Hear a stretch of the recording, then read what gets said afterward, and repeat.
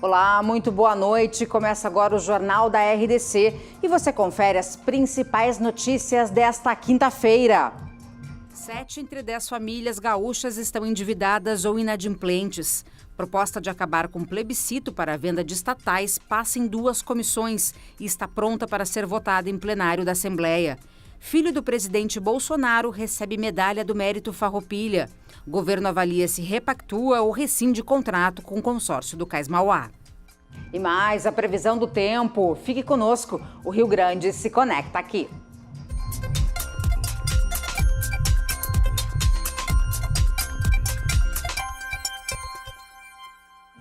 A gente começa o Jornal da RDC de hoje com uma notícia sobre a crise financeira dos gaúchos. Quase 7 em cada 10 famílias estão endividadas ou inadimplentes. O índice subiu no mês de março. É o que aponta uma pesquisa realizada pela FEComércio. A pesquisa mostra que o número de gaúchos endividados subiu de 63,9% para 65,2%. Isso entre os meses de fevereiro e março.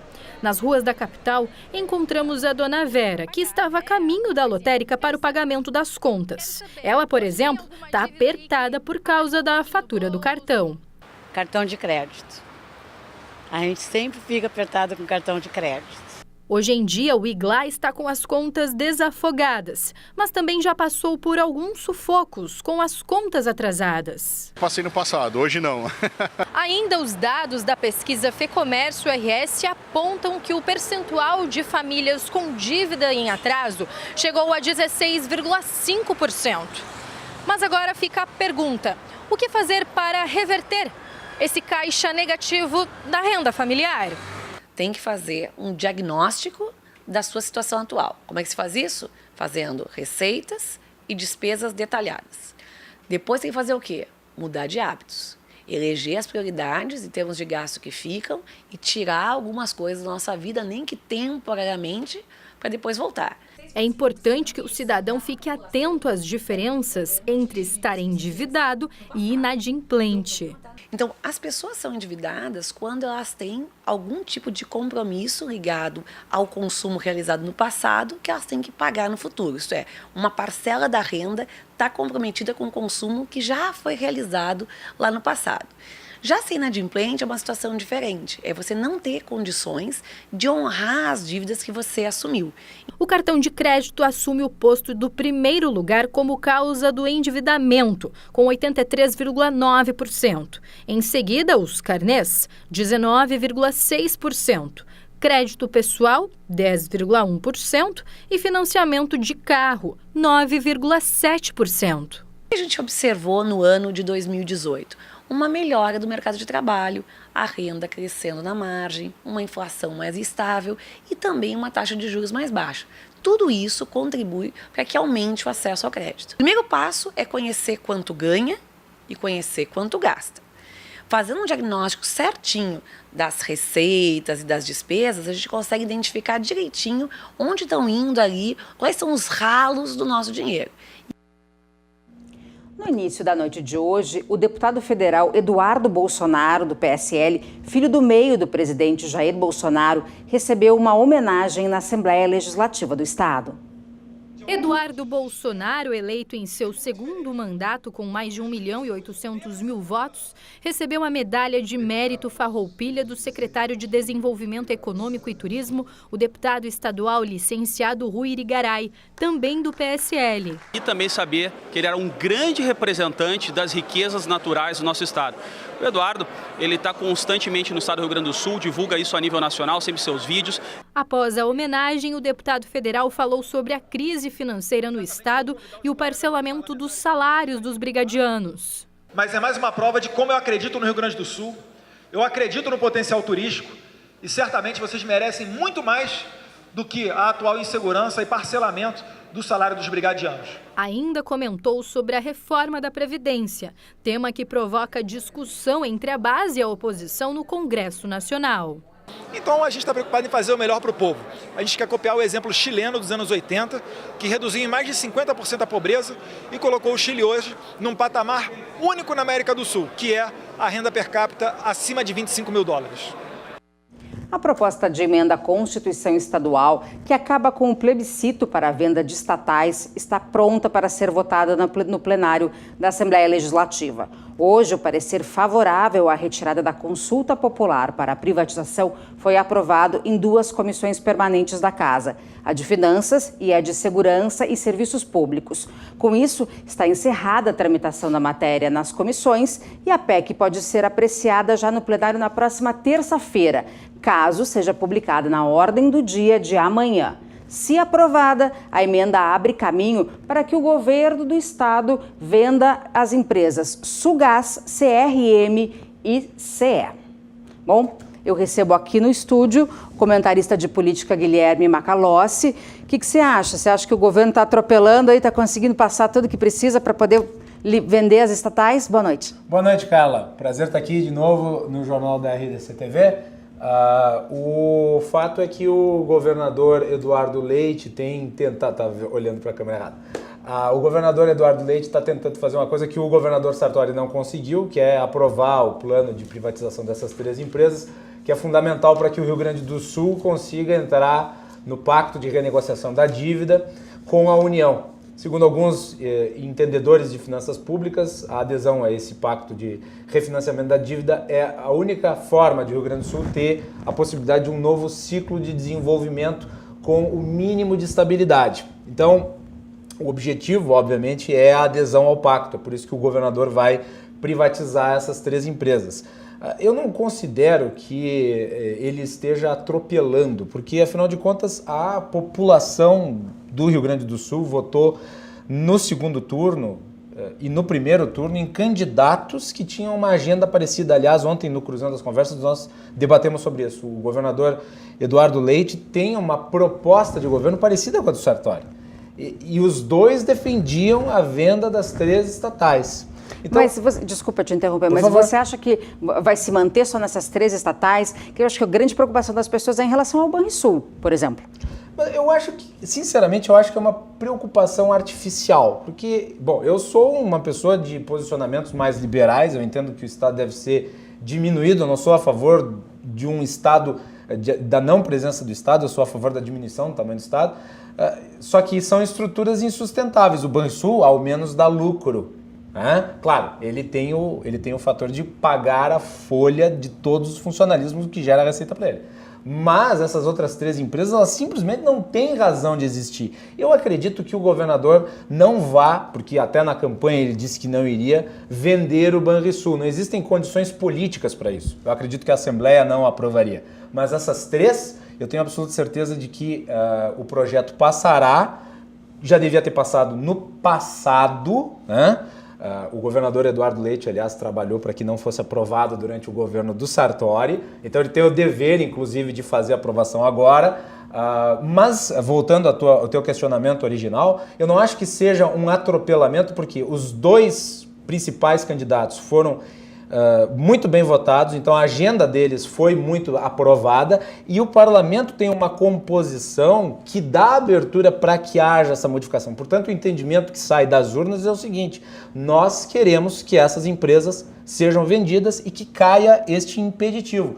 É importante entender isso. Existe esse dispositivo na Constituição que impede o governo de se autogerir. Quer dizer, nós podemos aumentar o Estado livremente, criar novas estatais, mas se nós quisermos reduzir o tamanho do Estado, você tem que consultar a população. Devia ser o contrário, porque afinal de contas, quando você aumenta o tamanho do Estado, você aumenta a despesa e você vai no bolso do contribuinte para financiar esse aumento do Estado. Tá certo. Muito obrigada, Carla. Uma boa noite. Cruzando as conversas de hoje. Nós vamos falar sobre essa enorme ebulição que está havendo no Ministério da Educação. Tema quente. Esse sim é prioridade de todo o Estado. Os governos deviam ter isso como prioridade. Perfeitamente. Boa noite ao teu público e a você. Obrigada, querida. Bom, a gente segue aqui falando de política. O governador Eduardo Leite vai se reunir com o consórcio Cais Mauá do Brasil antes de tomar a decisão sobre o atual contrato de revitalização do espaço. Hoje ele se reuniu com o grupo de trabalho formado para analisar o processo. O grupo de trabalho responsável por estudar a situação da concessão do Cais Mauá em Porto Alegre apresentou as conclusões ao governador Eduardo Leite. Antes de tomar uma decisão, o chefe do executivo encaminhou o relatório para análise da Procuradoria-Geral do Estado. A concessão do Cais Mauá por 25 anos foi assinada em 2010 pelo consórcio Cais Mauá do Brasil, vencedor da licitação, mas encontrou problemas para iniciar as obras. Leite vai se reunir com os representantes da concessionária na próxima semana para decidir se o governo irá repactuar ou rescindir o contrato. Buscamos todo o histórico e trouxemos para os dias de hoje. Né? O que encontramos hoje? E o que nós encontramos, essas informações foram somadas, que permitem que agora, o que foi feito hoje, a gente apresentasse para o governador e para a Procuradoria-Geral, junto com o secretário de gestão, para que se defina, né, as atitudes que podem ser tomadas. As duas únicas possíveis. Ou vamos repactuar com este grupo que está aí, e vamos analisar os riscos que isso tem, né, ou vai se rescindir e buscar as novas alternativas. Para cada um desses pontos cabem uma centena de observações. Um adolescente foi pego pela Polícia Rodoviária Federal a mais de 300 km por hora na BR-116 em Vacaria, na Serra Gaúcha. Além disso, o jovem transportava 300 quilos de maconha. Um jovem de 17 anos foi apreendido nesta quarta-feira durante uma fiscalização da Polícia Rodoviária Federal na BR-116. O adolescente transportava mais de 300 quilos de maconha no interior do veículo quando foi surpreendido pelos policiais. Durante a ação, ele tentou fugir de 2 agentes por cerca de 4 quilômetros, realizando manobras perigosas na estrada. Mas mesmo assim foi apreendido em Vacaria, na Serra Gaúcha. Na delegacia, o jovem disse que trazia a droga de Londrina, no Paraná, com destino a Porto Alegre. A seguir, a previsão do tempo e os transtornos causados pelo temporal aqui em Porto Alegre. Nós já voltamos.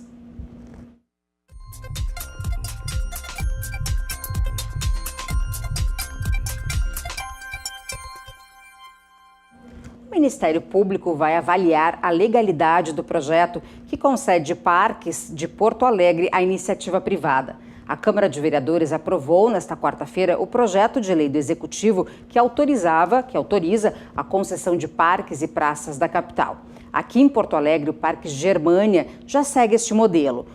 Depois de uma parceria público-privada, o parque agora é administrado pela Secretaria Municipal de Porto Alegre. Mas com a nova lei, essas áreas poderão ser adotadas por empresas.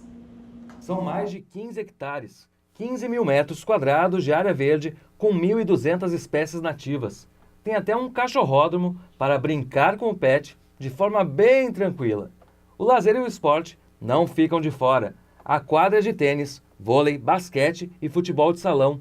O Maurício, por exemplo, trabalha todos os dias aqui com aulas de personal fighter. Não é todos os parques têm esse cercamento e tem segurança também, né? Que eles fazem a ronda com os carros ali, então dá essa segurança a mais e assim, nunca já dou aulas aí já faz mais de ano e nunca acho que teve nenhum problema aí contando com a segurança.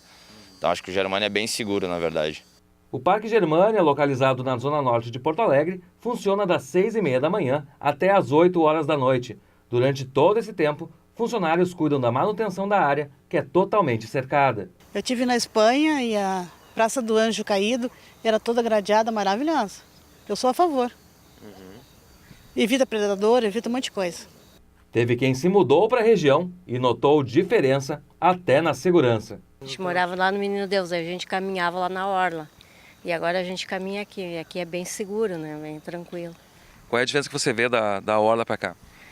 Aqui é melhor, parece que o ar é mais puro no meio das árvores. A gente chega às vezes a sentar nos bancos assim, para respirar esse ar. O parque teve uma parceria público-privada por 10 anos como uma contrapartida de delimitação de área de preservação. Após o fim do contrato em 2016, quem administra o local é a Secretaria Municipal do Meio Ambiente. A diferença do contrato do Germânia em relação ao projeto de lei aprovado nesta quarta-feira na Câmara Municipal é que o parque era adotado, ou seja, não havia obrigação da empresa em manter o serviço na área. Com a falta de recursos financeiros e uma tendência em nível internacional e nacional de que parcerias público-privadas possam responder para a população esse desejo de ter um parque mais limpo, de ter uma praça com a grama cortada de uma forma mais adequada, de ter serviços como uma cafeteria, como um banheiro limpo, adequado, como brinquedos para as crianças, até mesmo para os pets. Isso nós acreditamos que com a parceria público-privada vai ser mais fácil de fazer. Agora vamos à previsão do tempo. Hoje o dia foi de muito calor em Porto Alegre. No final do dia, caiu uma chuva forte, acumulando água nas pistas e causando transtornos em diversas ruas e avenidas da capital.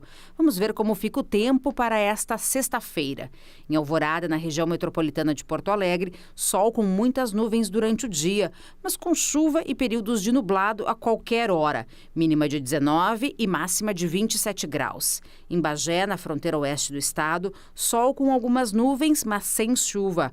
Mínima de 15 e máxima de 25 graus. Em Caxias do Sul, na Serra Gaúcha, as temperaturas variam entre 16 e 21 graus. Sol com nuvens durante o dia e chuva a qualquer hora. Em Cruz Alta, no noroeste do estado, a chuva também não deve aparecer. Sol com algumas nuvens e temperatura variando entre 17 e 24 graus.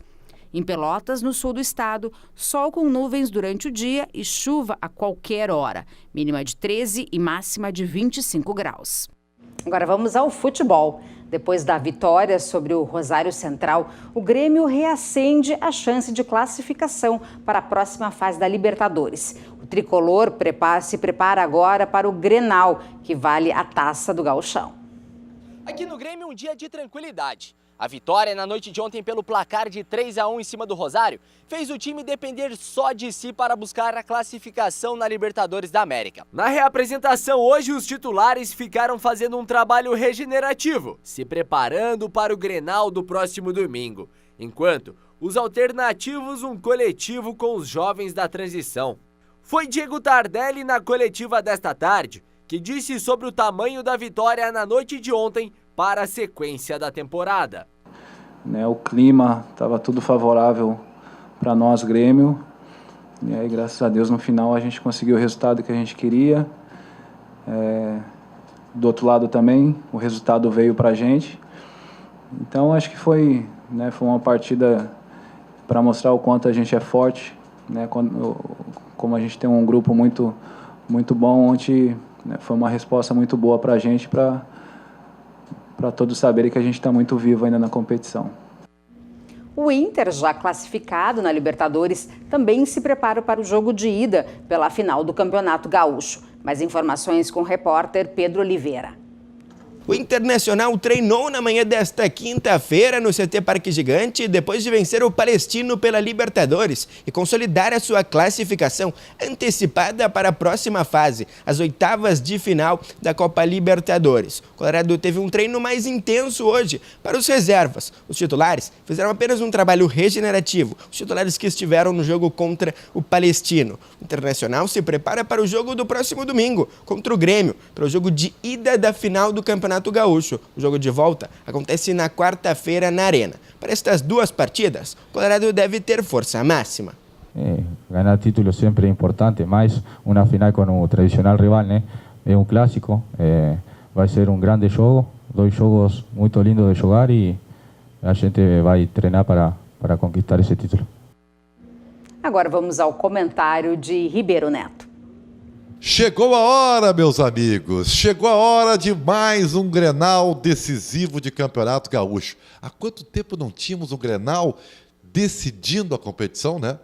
É incrível isso, mas nos tempos de hoje, eu brinco muito que o futebol está nivelado. É óbvio que tem diferença, e bastante, mas elas diminuíram. Então, já está comum acontecer de um dos nossos grandes estarem fora de uma final.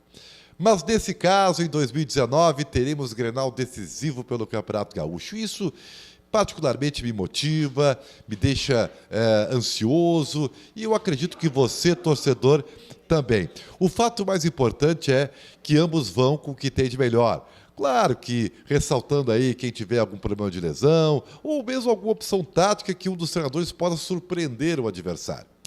Na minha opinião, o melhor de tudo é que os dois chegam bem, com astral elevado. O Inter, porque já está classificado antecipadamente para a próxima fase da Libertadores da América. O Grêmio, porque passou a primeira fase da superação ao sobreviver à rodada do meio de semana e ainda, por próprias forças, conseguir almejar uma vaga também na próxima fase da Libertadores da América. Sendo assim, não há desculpas. Sendo assim, a projeção é de um grande clássico. O primeiro é no Beira-Rio e, portanto, a gente com certeza espera por fortes emoções. É ou não é? Que venha logo! Tá certo. A Páscoa ainda nem passou e os empresários já estão de olho no Natal. Hoje aconteceu o lançamento do Natal da cidade de Porto Alegre. Unir entidades, lideranças e o empresariado. É nesta frente que foi lançado o evento de Natal da capital, que tem como objetivo fomentar o comércio e a economia de Porto Alegre através da iniciativa. Que parem em Porto Alegre, que lotem nossos hotéis, restaurantes, comprem no nosso comércio e que tenham o espírito. As crianças têm que ser motivadas a ter o espírito natalino. O evento foi promovido na Associação Comercial de Porto Alegre, no centro histórico da capital. O Jornal da RDC fica por aqui, mas em notícias amanhã, ao meio-dia, no Rio Grande em Movimento. Você fica agora com o Cruzando as Conversas. Uma boa noite e até amanhã.